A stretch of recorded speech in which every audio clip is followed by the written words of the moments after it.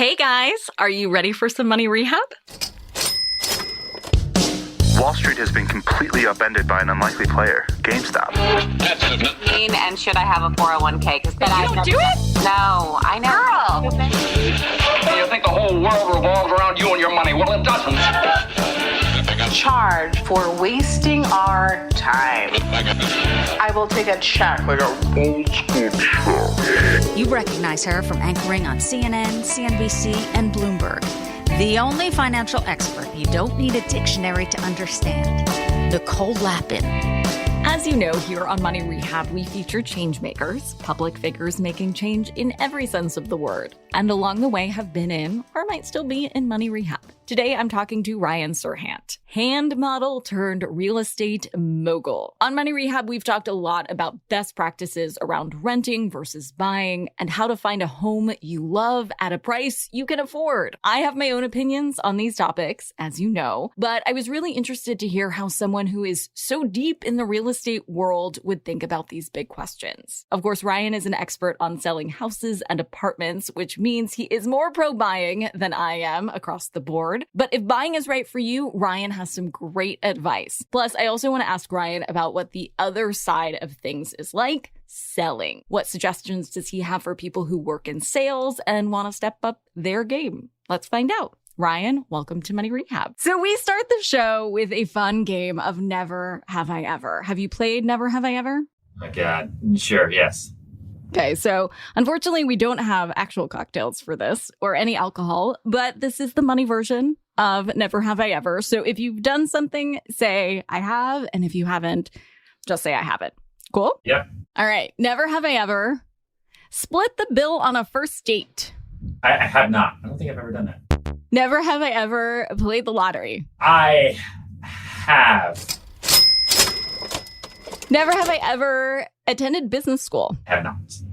Are you bummed about that? Nope. No way.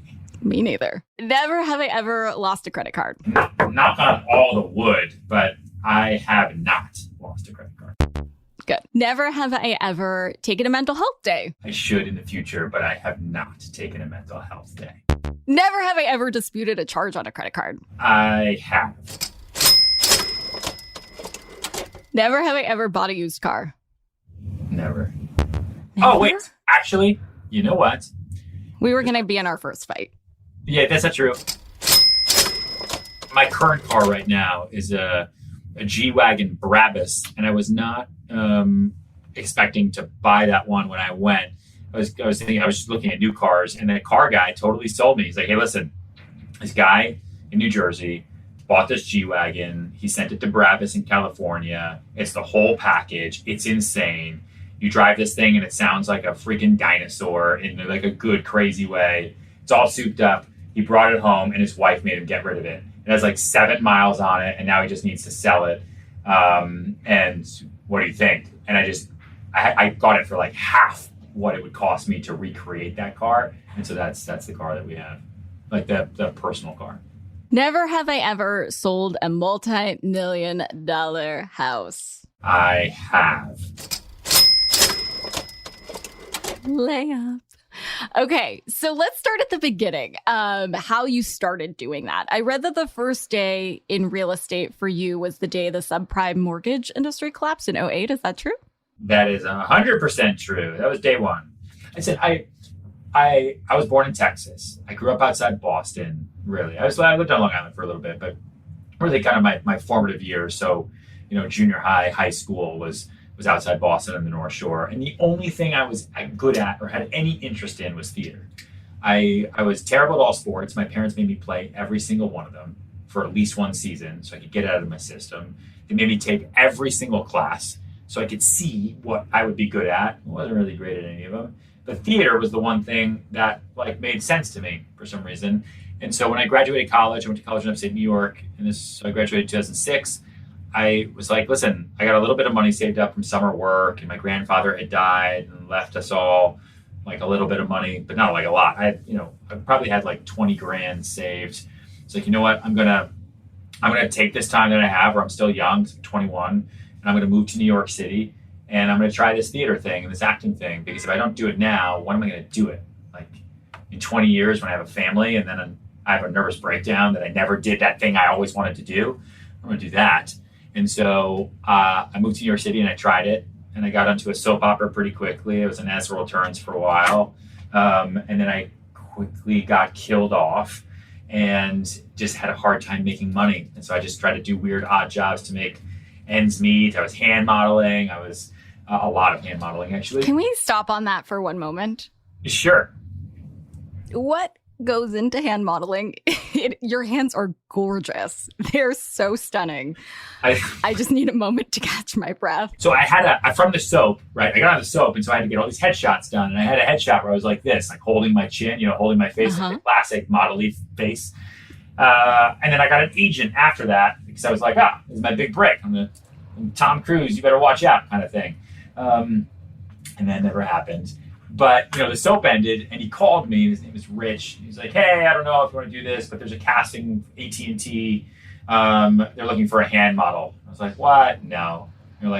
He said, they're going to pay you $150 an hour, guaranteed 10 hours a day for 5 days. It's like, wait. That's like $6,000 or $7,000 per week to do what? Like, you just have to hold phones and let them take pictures of your hands. It's like, sign me up. My rent was $1,100. I could live on like $100 a week with food and stuff at that time, because it was just super cheap and I didn't go out or do anything. And I went to this hand modeling audition in Midtown, just thinking I was going to show up and show my hands. And I had no idea there's like this underground hand modeling, like union of people who, that's what they do. They sleep with gloves on. They walk around with their hands elevated so that the blood drains out of their hands so they never have veins. They have freckles and little things surgically removed so their hands can look like a man's or a woman's. And it's a big business for a handful of people. There's hand models that get flown around the world just for that hand to hold like the new iPhone or to hold something. And so I don't have any marks on my hands and not a whole lot of veins. And I played piano a lot when I was a little kid. And so my fingers are pretty long, not like freaky long, but I have big hands and my fingers are long. And so I went in there and people were all like sitting around like this with their hands up. I was like, what the fuck? Where am I? And they called me in and they asked me, they're like, could you please show us your book? Like a model, like you'd have a book of all your different jobs before. And I was like, I don't have a book of hand jobs. I'm sorry. So they had me hold a phone and they move my arm in a bunch of different ways. And it was like uncomfortable and all that. And they were like, thank you. And I left. And then my agent calls me the next day and he's like, Ryan, you're not going to believe this. Guido, who is the Italian photographer, right? Guido said, your hands are the most fantastic he's ever seen. And he must have your hands in this campaign. And that campaign went on for 1.5 years and paid all of my bills. Even when I started real estate, my first year in real estate, I made $9,000, but it meant nothing to me because I was booking hand job after hand job after hand job. Like I was holding phones for AT&T and then like Samsung and then, AT&T, it was like Singular at the time before they were combined. And it was like Sprint. Nespresso hired me to hold all the Nespresso capsules because I could put my fingers really far apart while trying to bend the metatarsal of the middle finger just a little bit. I had like a hand masseuse. I wore Lubriderm gloves so I would never get calluses or hangnails. Like it was like, for me, it paid significant real money. They would fly me around the country. I know this is not what your podcast is about, but you asked. Oh, there are people who want to know. But I couldn't just, do hand modeling my whole life. I had to do something with my brain. And I had basically then, at the end of 2008, kind of just run out of money. And hand modeling wasn't like super consistent, Like it would be every couple months, there'd be a big job and that would pay for things for a while. And a friend of mine said, listen, you can do all your handiness on your own time. So many puns, all the puns. But you can't, you should get your real estate license. It's just like theater. Memorize information about buildings and streets and people. It's an improv. You're just going to meet people, get to know them real fast. You show them places that they would see by themselves anyway. And then just ask them which one they want. And then they just take one. And this was the summer of 2008 before the world fell apart. And then I got my real estate license September 15th. 2008, the day Lehman Brothers filed for bankruptcy. And I only know that because that was my first day no suit, no nothing, went into the office that my friend told me to come to, and everyone was around the conference table watching CNBC. And I was like, I had no idea. I didn't watch Squawk Box. I had no money. I was a hand model. I was, a soap opera. I didn't have a financial portfolio. I barely had a checking account. So it didn't mean anything to me other than real estate was real hard. And that's the market that I had to learn in. Yeah, it's like you decided you wanted to be a football player and wanted to practice at the Super Bowl. Hold on to your wallets, boys and girls. Money Rehab will be right back. Now for some more Money Rehab. Since then, you built this massive company with, more than $4 billion in sales and a whole TV franchise around your then savvy improv, theater, everything you learned about real estate. How many streams of income do you have now? I guess we have real estate sales and real estate brokerage and all thing kind of real estate, physical real estate and the movement of that. We have online education, which is a significant business where we teach people to sell all over the world and help them build their sales careers, help them build personal brands, all that.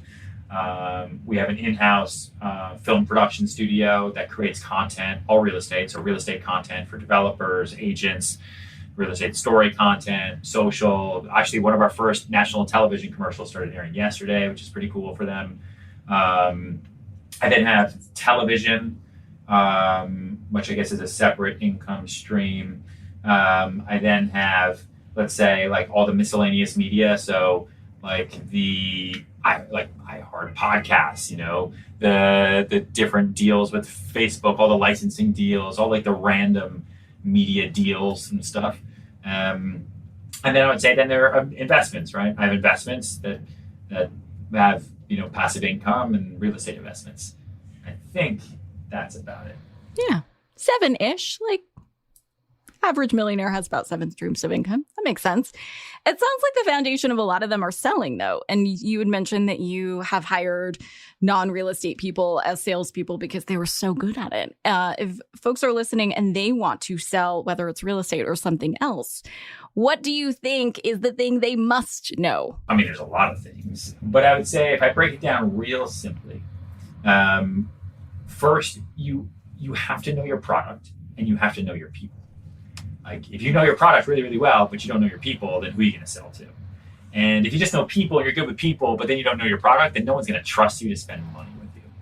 So the first thing you have to do is you have to really learn the product. So as an example, one of my first sale deals was a woman coming over from China to buy an investment property in New York City for her daughter who was not born yet as an investment. She wanted to spend, and I quote, a couple million. And I had no idea what I was doing. Never done that before, ever. I was only doing little rentals at the time. But I figured, all the agents that I see who do deals like that, the only difference between them and me is they just have been doing it a lot longer. And so they just are able to talk way more confidently. They just know a lot more. This woman's coming from China. She doesn't know that I've barely been doing this. I'm just going to know everything. And just like I did in theater, I'm going to memorize everything I possibly can. That way, if she has any question, I'll have an answer, or at least I'll have a significant amount of facts so that she'll never second guess me. And that way I'll never say, or never say, I don't know. And it'll make me feel more comfortable with her because I'll know so much. I'll be so confident. And I did that deal for $2.1 million and it paid my rent for 2 years at the time because my rent was $1,100 a month, like I said. And that really, really showed me okay, I know how to do this, whether I'm selling something cheap or something expensive. I got to know my product and I got to find and then know my people. So it's a mixture of learning your stuff, right? Running around, understanding what it is you're selling, what you want to sell, on top of then going out and trying to find leads, finding people, prospecting. And some of my first people, aside from her, China randomly, our initial office in 2008 and 9 was on 49th and Madison. Okay, so we were above a burger heaven, and I would always smell like fries. And so I didn't know anybody. I'm not from here. I didn't go to school in New York City, and I didn't get into real estate to make it my career. I got into real estate really to pay my bills, so I could keep doing acting and theater and all that. But then I just got kind of addicted to it.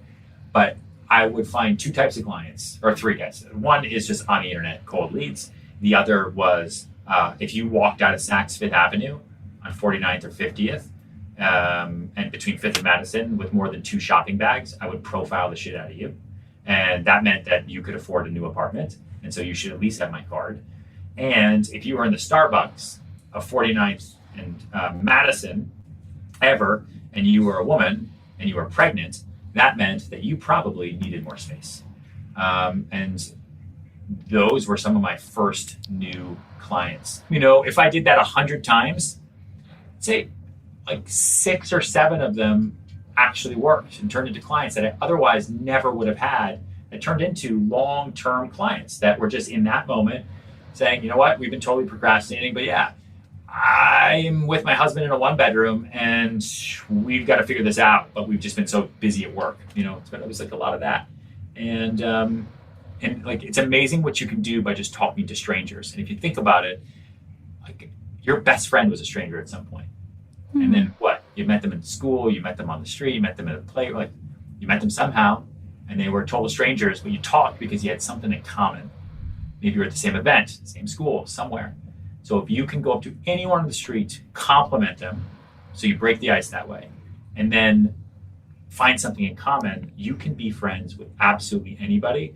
And then people hate being sold, but they love shopping with friends. And so then anyone on the planet can be your client. I love that. And you had these beautiful manicured hands as you were handing out cards. Who wouldn't want to accept from an award-winning hand model? So I'd love to get your perspective on some common real estate questions that we get asked a lot. And the first one is, if someone asked you how they know whether or not they're ready to buy a house, what are some of the first things you tell them? If they're ready to buy a house and they don't know what house they're looking for, the first thing you have to do is figure out how you're going to pay for it. Do you have all the cash in the bank with enough reserves? Then great, you're a cash buyer. If you don't, like most people, then you're going to get a loan. So before you even go out there and start looking for houses, you probably really have no idea what you can afford. So you should talk to a banker and a pre-approved lender and figure out what you can afford and get a pre-approval letter. That's going to be incredibly, incredibly, incredibly important. And so that's step one. And you can oftentimes find people, like a big part of my job as a real estate agent is meeting with people who know they want to buy something, but have no idea what the next steps are. And so I walk them through this process and I introduce them to the best lenders that we work with who will absolutely get the job done and can get them the greatest financing. So we can take care of that part. And from there, I honestly would say, like, you can do this on your own. You can go try to buy a house on your own. But this is the lowest inventory market right now in the world, not just the United States, that we've ever seen. And if you go at it alone, you're basically like going into battle with no armor and no weapons. Just because you're a cash buyer, just because you're not represented, does not make you special. What it means is that you're by yourself and you're either going to be taken advantage of, you're not going to know what to do, okay? Or you're going to bring your father-in-law who bought a house once in like Kansas and he's going to pretend like he knows what to do, but he's just going to screw it up. You want to align yourself with an army. And you do that by hiring a real estate agent that as a buyer, you don't have to pay. So like, don't worry about it. The sell side pays it. And they're either going to pay it to one agent or they're going to pay it to 2. And it's just part of the deal. And you want that real estate agent to really help guide you. Because remember, your real estate agent, if they're involved in a transaction and they take a commission from it, they have a fiduciary responsibility to you. So they can't sell you crap. They can't sell you something that's going to fall down the next day. Right? They want to make sure that you're buying the right thing and a good thing because they don't want to have any liability issues with you. So you want to align yourself then with a great realtor who can really help you figure out where to get financing and where to look. Like, you might think you definitely want to be by the lake, but for what you do and how you live your life and where you want to go in the future and all these other things and taxes and access to the water line and sewage, all these things that you probably don't think about, you definitely don't want to be by the lake. And they're the ones who have that expert advice. And then from there, it's about finding, I'd say from there, it's a process of elimination, not a process of selection. People can shop themselves to death, but you don't want to do that. You want to figure out exactly what you want, see a handful of things, and then start eliminating options that don't work for your needs. And then when you're ready to go, because you got that pre-approval, you know exactly what you can afford, you're ready to pull the trigger and jump on the first option that you love. Hold on to your wallets, boys and girls. Money Rehab will be right back. Now for some more Money Rehab. And you said that this is the lowest inventory in the United States and in the world. So would you still say it's a good time to buy for folks in the market? Yeah, I mean, at the same time, It's also probably the worst time to be a renter because there is nothing to rent. Like if you're in New York City, good luck. Like I've got clients right now that are looking for a house in Brooklyn. Zero. Never in my entire career have there been zero options where like the system comes up and says, sorry, nothing found. It's never happened to me in the 13 years I've been doing this. And it is happening right now. Like it's crazy because everyone is focusing on the temporary. They're nervous. And so they're just renting. Okay? So it's not a great time to be a renter. That is for sure. And the buy side, you have to remember, you're not buying today, right? You're buying for the future. Unless you're an investor and you're just looking for the deal because you're going to try to flip it, you are incentivized to buy something for where the marketplace is going to be in the next 5 to 10 years. And so I do still think it's a great time to buy, in part because the market's so great. Then guess what? If you hate it, you can sell it tomorrow. There's enough people out there. If people are looking to invest in real estate, would you not just recommend having your own home, but buying investment properties or even investing in REITs? Sure.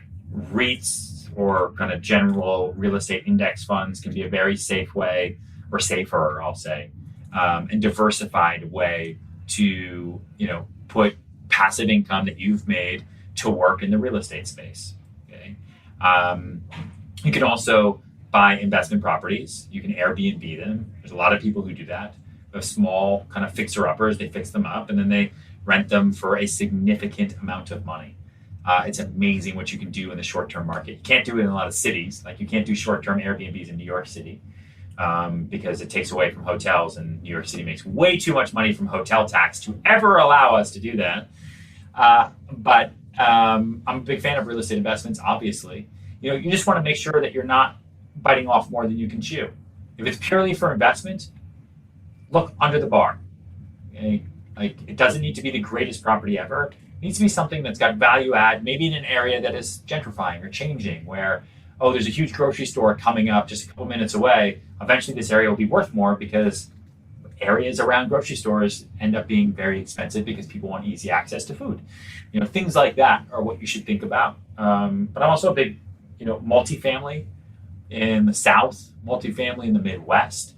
They can pay some really great caps. And then you can also look at, AAA net leases, commercial properties. There's a lot of different options out there. And I think the real estate market will be pretty good for a while now. I think we've had a tough real estate market for 12 years. So it's about time people like buying and selling real estate again. What do you think about looking at foreclosed homes? Would you advise against that because you don't see a lot of those bigger issues? No, I'm all for foreclosed homes and short sales. If you can find good deals anywhere, those are great opportunities. And it's oftentimes has nothing to do with the house. It has everything to do with the current owner, borrower. And they just can't keep up with the payments. And so all the bank's looking to do then is just recoup their investment. So you're going to buy it. You're basically just, buying the note with no premium attached, unless it's a really hot market. And then you go to those auctions and then you just blow up through the roof. What's the piece of advice you would give your former self for finances? Scared money don't make money. Tell me more. Meaning, like, it's nice to have savings and to look at that bank account every day and to pull up Mint and see, what you got going, and it's fine. But if it's not working for you, then it's dead money. And guess what? It's working for someone else. Like, if you have $100,000 in the bank, it's not sitting in some vault waiting for you. I always imagine it like that. It's not like that, right? No, it's a number in the computer. It doesn't exist anywhere. You're only FDIC insured up to $100,000.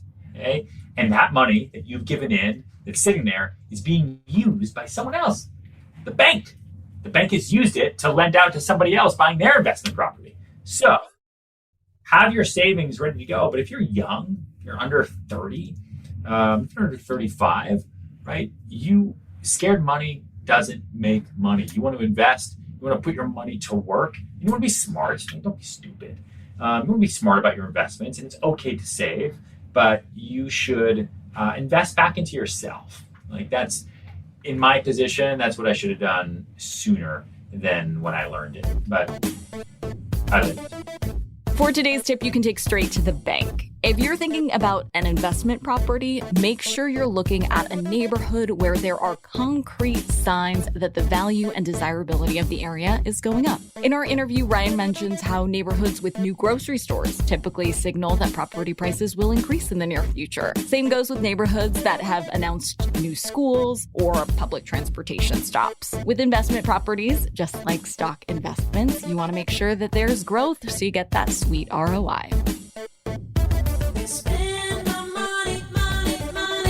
Money Rehab is a production of iHeartRadio. I'm your host, Nicole Lappin. Our producers are Morgan Lavoie and Mike Coscarelli. Executive producers are Nikki Etor and Will Pearson. Our mascots are Penny and Mimsy. Huge thanks to OG Money Rehab team Michelle Lands for her development work, Catherine Law for her production and writing magic, and Brandon Dicker for his editing, engineering, and sound design. And as always, thanks to you for finally investing in yourself so that you can get it together and get it all.